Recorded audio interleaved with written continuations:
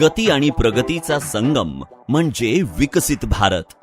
माननीय प्रधानमंत्री नरेंद्र मोदी यांच्या विकसित भारताच्या संकल्पनेला साकार करत महाराष्ट्रात माननीय मुख्यमंत्री श्री देवेंद्र फडणवीस यांच्या प्रेरणादायी नेतृत्वाखाली माननीय उपमुख्यमंत्री श्री एकनाथ शिंदे यांच्या सक्षम अध्यक्षतेत आणि उपमुख्यमंत्री श्रीमती सुनेत्रा पवार यांच्या पाठिंब्याने पायाभूत विकासाला नवी गती मिळत आहे. याच विकासाच्या महत्त्वाचा भाग असलेली मुंबईची सार्वजनिक वाहतूक व्यवस्थाही वेगाने विस्तारत आहे. आणि आज या प्रवासात आणखी एक महत्त्वपूर्ण टप्प्याची नोंद होत आहे.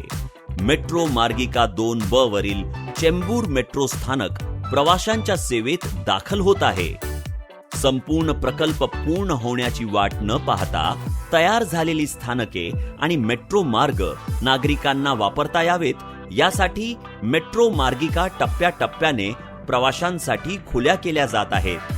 मेट्रो मार्गिका 2B ही DN नगर, अंधेरी पश्चिम ते महाराष्ट्र नगर मंडाळे अशी एकूण 24 किलोमीटर लांबीची विकसित होत आहे.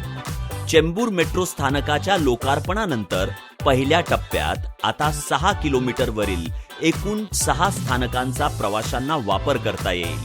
यामध्ये चेंबूर, देशभक्त नारायण गजानन आचार्य उद्यान, डायमंड गार्डन चेंबूर, छत्रपती शिवाजी महाराज चौक चेंबूर, देवनार, मानखुर्द, महाराष्ट्र नगर मंडाळे या स्थानकांचा समावेश आहे.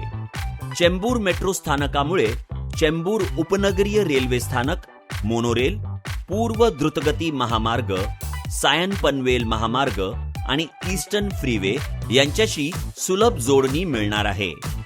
तसेच मेट्रो मार्गिका 1, 2A, 3 आणि 4 तसेच मोनोरेलशी थेट एकात्मिक जोडणी निर्माण होईल. त्यामुळे भविष्यात हे स्थानक पूर्व उपनगरातील महत्त्वाचे बहुविध वाहतूक केंद्र अर्थात मल्टी मोडल सेंटर ठरणार आहे.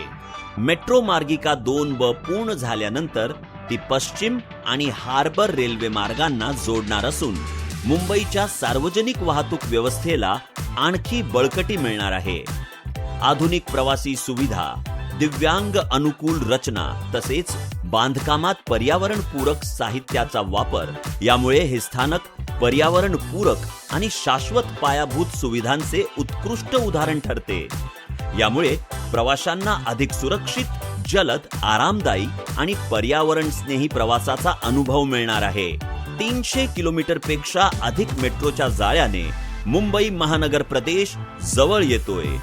प्रवाशाला गती मिळते आणि विकासाला नवी दिशा मिळते.